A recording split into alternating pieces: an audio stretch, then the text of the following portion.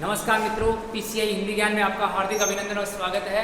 मित्रों, आप लोगों के लिए बहुत ही बेहतरीन वीडियो लेकर आए हैं राष्ट्रपति। इससे पहले हमने जो वीडियो डाला था उसमें राष्ट्रपति का आपको सामान्य परिचय बताया था, मुख्यतः उसमें कौन कौन से अनुच्छेदों में क्या वर्णन मिलता है, और उसी को हम आज विस्तार देने वाले हैं, विस्तार से पढ़ने वाले हैं। तो ध्यान दें, यहाँ पर अगर आपको लगे कि वास्तव में फ़ायदा हो रहा है तो आप चैनल को ज़्यादा से ज़्यादा शेयर कीजिए लोगों को, जिससे फ़ायदा मिल सके। मित्रों, चलते हैं अपने टॉपिक पर बिना किसी देरी के। और यहाँ पर टॉपिक चल रहा है अपना मित्रों राष्ट्रपति। राष्ट्रपति को हम देख लेते हैं एक बार फिर। यहाँ पर राष्ट्रपति के लिए अनुच्छेद 52 से लेकर 62 तक कंटिन्यू यहाँ पर मोटे रूप से इनका वर्णन मिलता है। और इसके लिए हमने एक बहुत ही शानदार ट्रिक बनाया है जो आपके सामने लिखा हुआ है। आप पिछली वीडियो में जाकर ये पूरा विस्तार से देख सकते हैं। यहाँ पर होकानी निका पुयो वेशम ऐसे हम याद रख सकते हैं। होकानी निका पुयो वेशम ऐसे हम याद रखें तो हमें राष्ट्रपति के यहाँ पर 61 तक अनुच्छेद याद हो जाएंगे। तो यहाँ पर लिखा हुआ है अनुच्छेद 52 में एक राष्ट्रपति होगा। यह राष्ट्रपति कार्यपालिका का क्या होगा मित्रों, प्रधान या अध्यक्ष होगा। अनुच्छेद 53 निर्वाचन मंडल के द्वारा इसको निर्वाचित किया जाता है। अनुच्छेद 54 और निर्वाचन पद्धति का वर्णन दे रखा है 55 में। यहाँ पर कार्यकाल दे रखा है मित्रों 56 में। पुनः एक बार बना हुआ व्यक्ति फिर से राष्ट्रपति बन सकता है 57 में। और राष्ट्रपति की योग्यताओं का वर्णन 58 में दे रखा है। और इनके वेतन भत्तों व शर्तों का वर्णन अनुच्छेद 59 में दे रखा है। और इनकी जो शपथ है इनका वर्णन मित्रों दे रखा है 60 में। सर्वोच्च न्यायालय का मुख्य न्यायाधीश शपथ दिलाता है। यहाँ पर महाभियोग प्रक्रिया का वर्णन मित्रों कौन से में है, 61 में है। और 62 में है पद रिक्त होने पर पुनः उस पद को भरने की प्रक्रिया चलती है, वो चलता है 62 में। अब चलते हैं मित्रों हम विस्तार से। यहाँ पर आपके सामने लिखा हुआ है अनुच्छेद 52 और 52 में कहा गया है कि देश के लिए एक राष्ट्रपति होगा। राष्ट्रपति पद का प्रावधान किया गया है अनुच्छेद इसमें मित्रों 52 में। इसी कड़ी में हम आगे चलें तो यहाँ पर मित्रों अनुच्छेद लिखा हुआ है 53 और 53 में क्या है अभी आपको बता रहा हो का मतलब यहाँ पर लिखा हुआ देखो का मतलब कार्यपालिका का अध्यक्ष कौन होगा, राष्ट्रपति। कार्यपालिका की सभी शक्तियां किसमें निहित होंगी मित्रों, राष्ट्रपति में निहित होंगी। और ये अनुमति देता है अनुच्छेद 53 देता है।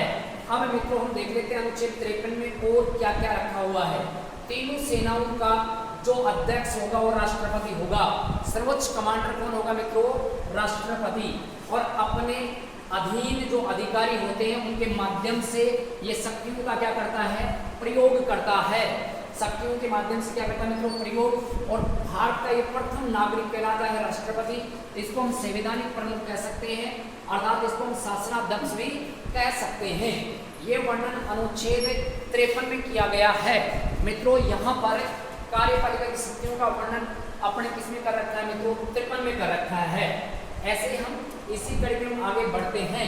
तो यहाँ पर बहुत ही बेहतरीन तरीके से आपको यहाँ विस्तार देने वाले हैं मित्रों। आपके समक्ष लिखा हुआ है अनुच्छेद 54 हो का नी आ गया। नी का मतलब यहाँ पर मित्रों निर्वाचन मंडल। नी का मतलब क्या हो जाएगा, निर्वाचन मंडल। और राष्ट्रपति के निर्वाचन मंडल में कौन कौन से सदस्य इसमें भाग लेते हैं इसका विस्तार हम यहाँ देने वाले हैं मित्रों। यहाँ पर लोकसभा और राज्यसभा दोनों सदनों के निर्वाचित सदस्य, दोनों सदनों के कैसे सदस्य मित्रों, निर्वाचित सदस्य राष्ट्रपति के निर्वाचन में क्या लेते हैं, भाग लेते हैं। यहाँ पर मित्रों हम बात करें तो ये 543 तो लोकसभा से और 233 राज्यसभा से सदस्य निर्वाचित राष्ट्रपति के चुनाव में क्या लेते हैं मित्रों, भाग लेते हैं। यहाँ मित्रों पहले यहाँ पर हम बात करें तो ये 543 हो गया। आगे हम चलते हैं सभी राज्यों की जो विधानसभाएं होती हैं उन विधानसभाओं के निर्वाचित सदस्य भी इसमें क्या लेते हैं मित्रों, भाग। और सभी विधानसभाओं के जो निर्वाचित सदस्य होते हैं वो 4020 होते हैं। और ये सभी राष्ट्रपति के चुनाव में क्या लेते हैं मित्रों, भाग लेते हैं। इसके अलावा केंद्र शासित प्रदेशों के अंतर्गत आए तो इसके अंतर्गत दिल्ली और पुडुचेरी इनकी विधानसभाओं के निर्वाचित सदस्य भी इसमें भाग लेते हैं। यहाँ पर ये दोनों के दोनों महाभियोग प्रक्रिया में भाग नहीं लेते हैं जो हम आगे पढ़ने वाले हैं। यहाँ पर दिल्ली से तो कितने सदस्य मित्रों, 70 सदस्य। और पुडुचेरी से कितने सदस्य थे, 30 सदस्य। दोनों से 100 सदस्य इसमें भाग लेते हैं। यहाँ पर दिल्ली से 70 सदस्य, और 70 से हमें एक चीज और याद रख सकते हैं, 17वां संशोधन। किस संशोधन के तहत ये दोनों भाग लेते हैं? 17वां संशोधन 1992 के तहत दिल्ली और पुडुचेरी के सदस्य इसमें भाग लेते हैं। ऐसे कुल मिलाकर देखें तो यहाँ पर राष्ट्रपति के चुनाव में 4896 सदस्य भाग लेते हैं। यहाँ पर हम चलें, राजस्थान के कितने सदस्य भाग लेते हैं मित्रों राष्ट्रपति के निर्वाचन में? तो 200 सदस्य तो यहाँ पर अपनी जो राजस्थान विधानसभा है उसके निर्वाचित सदस्य रहते हैं। फिर यहाँ पर हम चलते हैं तो यहाँ पर 25 हो गए राज्यसभा से, और ये 10 हो गए अपने सांसद होते हैं, 25 सांसद और ये 10 हो जाएंगे राज्यसभा से। ऐसे हम बात करते हैं तो इनके अंतर्गत ये 235 सदस्य राजस्थान की तरफ से मित्रों क्या लेते हैं? भाग लेते हैं।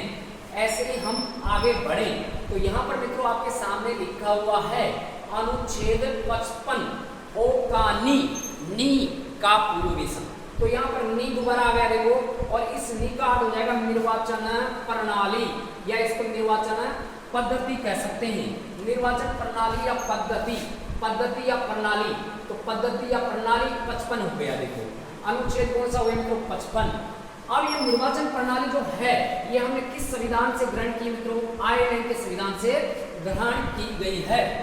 आगे हम देखते हैं तो आनुपातिक प्रतिनिधित्व एकल संक्रमणीय मत पद्धति के द्वारा राष्ट्रपति का निर्वाचन होता है। ये पद्धति जिसके द्वारा राष्ट्रपति का क्या होता है मित्रों? चुनाव होता है। अब इसमें थोड़ा सा विस्तार देख लेते हैं। यहाँ पर न्यूनतम कोटा, मतलब न्यूनतम कितने मत राष्ट्रपति होने के लिए चाहिए? तो 50% प्लस 1।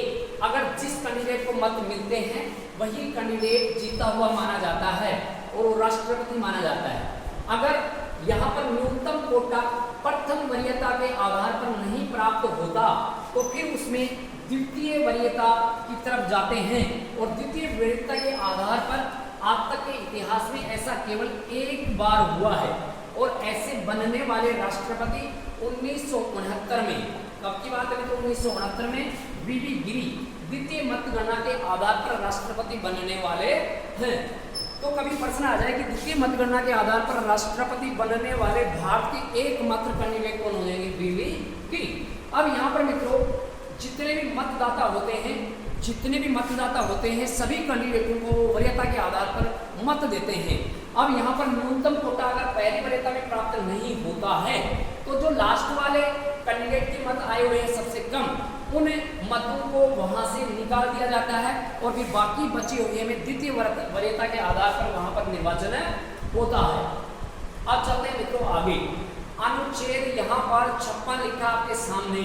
अनुच्छेद 56 में मित्रों राष्ट्रपति का कार्यकाल कितने वर्ष का होता है? 5 वर्ष का। और ये वर्णन कौन से अनुच्छेद में मित्रों? 56 में कर रखा है, जो हमने पीछे भी पढ़ा था। अनुच्छेद 57 में पुनः एक बार बना हुआ व्यक्ति पुनः राष्ट्रपति बन सकता है, जबकि अमेरिका में केवल 2 बार बन सकता है, जबकि भारत में ऐसा कोई प्रावधान नहीं है। अनुच्छेद 58 में हम चलते हैं तो यहाँ पर राष्ट्रपति बनने के लिए जो प्रमुख योग्यताओं का वर्णन कर रखा है, ये वर्णन कर रखा है मित्रों 58 में। जैसे इनमें हम ले सकते हैं कि भारत का नागरिक होना चाहिए, दिवालिया नहीं होना चाहिए, 35 वर्ष की आयु पूर्ण कर चुका हो, ऐसे कुछ योग्यताओं का वर्णन अपने 58 में किया गया है।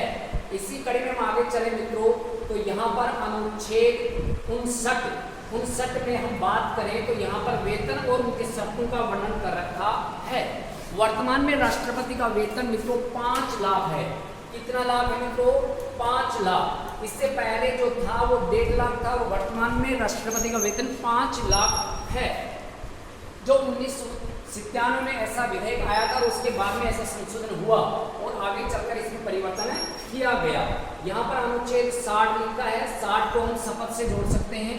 राष्ट्रपति को शपथ दिलाने का कार्य सर्वोच्च न्यायालय का मुख्य न्यायाधीश करवाता है, और ये वर्णन अनुच्छेद 60 करने वाला है। इसी कड़ी में हम आगे चले मित्रों, आपके सामने लिखा हुआ है अनुच्छेद 61 बहुत महत्वपूर्ण है, और 61 में महाभियोग प्रक्रिया। मित्रों अगर आ जाएगी महाभियोग प्रक्रिया हमने कहाँ से ली है तो इसका उत्तर होगा मित्रों अमेरिका। महाभियोग प्रक्रिया में कहाँ से लिया? अमेरिका से। महाभियोग प्रक्रिया के लिए सहमति के लिए कितने सदस्य होना अनिवार्य है? तो कुल सदस्यों के 1/4 सदस्यों के लिए सहमति होना आवश्यक होता है। और पारित करने के लिए या पारित होने के लिए कितने सदस्य होने चाहिए? तो यहाँ पर 2/3 सदस्यों के द्वारा ये पारित करवाया जाता है। और महाभियोग प्रक्रिया अपने दोनों सदनों में किसी भी सदन में ये लाई जा सकती है 2/3 बहुमत के द्वारा। लेकिन महाभियोग प्रक्रिया लाने से 14 दिन पहले राष्ट्रपति को सूचित किया जाता है, सूचना दी जाती है कि आपके खिलाफ हम महाभियोग प्रक्रिया ला रहे हैं।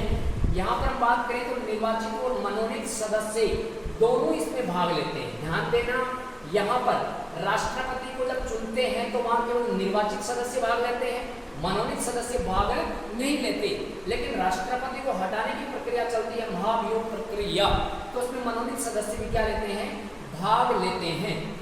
इसके अलावा ये भी महत्वपूर्ण प्रश्न बन सकता है, दिल्ली और पांडिचेरी के सदस्य इसमें भाग नहीं लेते, जबकि चुनाव में 17वां संशोधन 1992 के तहत दिल्ली और पांडिचेरी के सदस्य भी चुनाव में भाग लेते हैं, लेकिन महाभियोग प्रक्रिया में भाग नहीं लेते। अनुच्छेद 62 में पद रिक्त होने पर उसको भरा जाता है, प्रावधान किया जाता है कि 5 वर्ष के बाद में यहाँ पर पद खाली हो तो वहाँ पर चुनाव के माध्यम से पद की पूर्ति करनी होती है। अगर अक्षमात मान लो वहाँ पर राष्ट्रपति त्यागपत्र देता है तो उसके स्थान पर उपराष्ट्रपति कार्यवाह के रूप में कार्य कर सकता है। तो ये हो गया अनुच्छेद 62। इसके बाद में अनुच्छेद 72 में हम चलते हैं तो 72 में हम क्षमादान कर सकते हैं। 72 की रफ्तार से कलेक्टर आया और समाधान कर गया। देखो यहाँ पर हम बात करें तो 1772 में कलेक्टर पद का सृजन हुआ था भारत में, और अनुच्छेद 72 में क्षमादान करने का अधिकार राष्ट्रपति को प्राप्त है। इसी कड़ी के अंतर्गत हम चले आगे तो अनुच्छेद 80 में हम बात करें तो यहाँ पर राज्यसभा के अंतर्गत 12 सदस्य यहाँ मनोनीत करता है राष्ट्रपति। इनका वर्णन अनुच्छेद 80 में है। और अनुच्छेद 85 में हम चले तो लोकसभा को भंग करने का अधिकार मित्रों किसको होता है? राष्ट्रपति को होता है। अब इसी कड़ी में आगे बढ़े हम तो यहाँ पर मित्रों आज का ये अपना लास्ट चरण है और इसमें देखते हैं अनुच्छेद 86 में यहाँ पर सदन में संदेश भेजने और मंगवाने का अधिकार राष्ट्रपति को होता है और ये वर्णन अनुच्छेद 86 करता है। अनुच्छेद 87 में क्या है? अनुच्छेद 87 में राष्ट्रपति के अभिभाषण का वर्णन कर रखा है, अभिभाषण। और मित्रों इसी कड़ी में हम आगे चलेंगे तो अनुच्छेद 108, इसको आप बहुत सरलता से याद रख सकते हैं। यहाँ एम्बुलेंस 108 में संयुक्त रूप से बैठकर आ रहे हैं मतलब ऑस्ट्रेलिया मतलब ऐसे भी कर सकते हैं कि संयुक्त रूप से ऑस्ट्रेलिया से आ रहे हैं। मित्रों संयुक्त अधिवेशन बुलाने की प्रक्रिया हमने कहाँ से ग्रहण की है? ऑस्ट्रेलिया से ग्रहण की है। और ये वर्णन कौन सा अनुच्छेद करता है? ये अनुच्छेद 108 में वर्णन है। अब मित्रों आज तक अपने देश में संयुक्त अधिवेशन कितनी बार बुलाया जा चुका है? इसके लिए हम पहली बार बात करें तो ये 1961 में दहेज अधिनियम आया, जवाहरलाल नेहरू प्रधानमंत्री और डॉक्टर राजेंद्र प्रसाद उस समय राष्ट्रपति थे। फिर इसके बाद में दूसरी बार हुआ 1978 में। 1978 में बैंकिंग सेवा अधिनियम आया और ये बैंकिंग सेवा अधिनियम यहाँ पर मोरारजी देसाई के समय आता है। प्रधानमंत्री मोरारजी देसाई और राष्ट्रपति नीलम संजीवन रेड्डी। और मित्रों तीसरी स्थिति बनती है सन 2002 में और 2002 में आतंकवाद निरोधक अधिनियम आया और ये अधिनियम आता है अपने यहाँ पर यह आता है अपने वाजपेयी के समय, अटल बिहारी वाजपेयी के समय ये विधेयक आता है। और उस समय KR नारायण ये अपने देश के होते हैं राष्ट्रपति। तो संयुक्त अधिवेशन की बैठक अब तक कितनी बार हो चुकी है मित्रों? 3 बार, 61, 78, 2। दहेज, बैंकिंग, आतंक नेहरू, देसाई, वाजपेयी, राजेंद्र, नीलम, नारायण, ऐसे ये हो जाएंगे। मित्रों क्रमश से हमने बहुत ही विस्तार से आपको समझाने का प्रयास किया है। अब मित्रों अनुच्छेद यहाँ हो चुका है, यहाँ पर 108 के बाद में हम अगले वीडियो में अनुच्छेद 111 से चलेंगे। 111 में वीटो पावर का वर्णन मिलता है, 123 में अध्यादेश का वर्णन मिलता है, 143 में यहाँ परामर्श का वर्णन मिलता है, और फिर 352, 356 और 360 में आपातकाल का वर्णन किया गया है, जिसमें राष्ट्रपति को विशेष शक्तियां प्रदान हैं। ठीक है मित्रों, ज़्यादा से ज़्यादा चैनल को सब्सक्राइब कीजिए, शेयर कीजिए। आप लोगों को सभी को धन्यवाद। जय हिंद, जय भारत।